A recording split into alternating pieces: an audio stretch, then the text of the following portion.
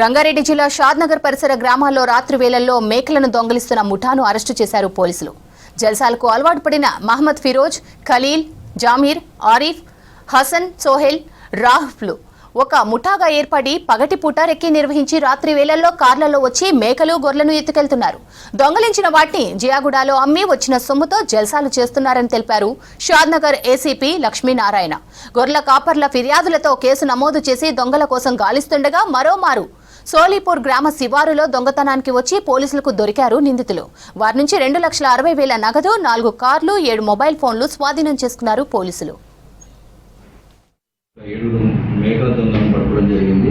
ఈ 7 కూడా ఒక గ్రూప్ లాగా ఏర్పడి దాదాపు కొన్ని వాళ్ళ సెల్ఫ్ కారు, అదేవిధంగా కొన్ని సెల్ఫ్ డ్రైవ్ కార్లను ఎంగేజ్ తీసుకొని వచ్చి ఈ ఊరు బయట ఏదైతే మేకలను, గొర్రెలను మందలు పెట్టి పడుకోబెడతారో ఆ పడుకోబెట్టిన మేకలను వాళ్ళు ఏదో యజమాని లేని సమయంలో వాటిని తీసుకెళ్ళి మార్కెట్లో అమ్ముకొని ఆ డబ్బులు తీసుకొని ఎన్కేజ్ చేసుకుంటారు. అదేవిధంగా ఈరోజు కూడా ఈ 7 మెంబర్స్ గ్రూప్ లాగా కారు తీసుకొని వచ్చి మన దగ్గర అప్లై చేసే ప్రయత్నం చేస్తున్నారని చెప్పి సమాచారంగా వాళ్ళందరూ అర్థం తీసుకోవాలా.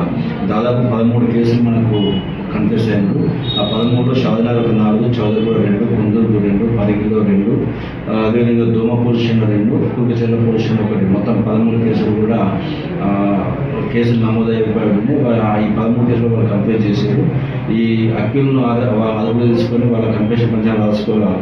వాళ్ళ వద్ద నుంచి దాదాపు 2,62,000 రూపాయలు, ఒక 16 మేకలు, అదేవిధంగా ఒక 4 కార్లు, ఈ 4 కార్లు కూడా స్వాధీనపరచుకున్నాము.